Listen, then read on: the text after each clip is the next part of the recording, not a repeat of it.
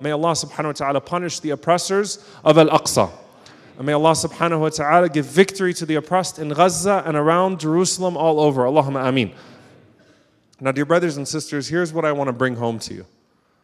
Because I hear this sometimes, and we're at that point now. It's that 6-month juncture, where someone says, you know what? There are a lot of other oppressed Muslims too. There are a lot of other places too. Why are you singling out Al-Aqsa? Why are you singling out Palestine? It's not like there weren't hungry people before. It's not like there isn't dhulm all over the world. And so you start to see Muslims cozying up to Zionist politicians again.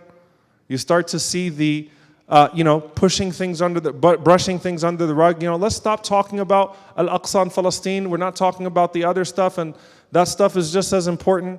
You start to hear the sentiment, and I've heard the sentiment myself, and so I'm not exaggerating things, and I know that some of you have heard this as well, and I hope that none of you have spoken it. Why keep talking about Al-Aqsa? Why keep talking about Palestine? Allah says, وَمَنْ أَظْلَمُ أي لا أحد أظلم. Who is a worse oppressor than the one who stops the name of Allah subhanahu wa ta'ala from being mentioned in that place? وَسَعَى فِي خَرَابِهَا. سَعَى فِي خَرَابِهَا also implies, by the way, an extended period of trying to destroy it. And when we keep on saying that this didn't start in October, I remember, subhanAllah, in June, because, mashallah, we know how balanced the Western media is. I started getting phone calls from the media in June when they started having the settler march, where they go and they take their Israeli flags and they march through the masjid and they chant and they say that Muhammad ﷺ is dead, and they humiliate or they oppress, spit on the Palestinians all around. They desecrate the masjid once a year, and this is going to be a provocation. This might start a war. And of course, the most that you'll get from the liberals is, don't do that. That's not nice. And it could provoke a war. And this is not bringing us closer to peace. MashaAllah, this is not bringing us closer to peace. So I started, do you have any comment? What if the Palestinians respond?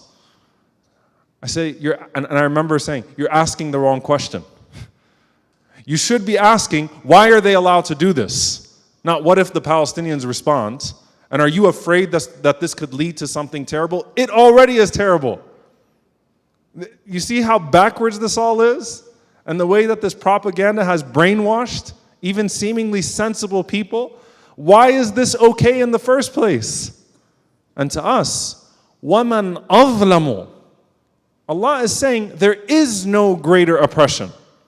There is no greater transgression than the ones who would forbid the name of Allah subhanahu wa ta'ala from being mentioned in His home, and those that would continue, وَسَعَى فِي خَرَابِهَا. How many attempts, how long, how many ways, politically, culturally, socially, have they tried to remove Al-Aqsa from the Muslims? How much digging underneath, how much planning all around, how much of letting the settlers go loose, how much do they push the boundaries every single year and how they treat the worshippers in Al-Aqsa, how much is being stolen from around Al-Aqsa, وَسَعَى فِي خَرَابِهَا, سَعَوْا فِي خَرَابِهَا. They are constantly trying to destroy it. And so let this be a wake-up call for us. When we're now 6 months in and you start hearing those sentiments of, it is what it is, but there are a lot of other things as well. But there's nothing like this. Yes, there are a lot of other things as well. There is nothing like this.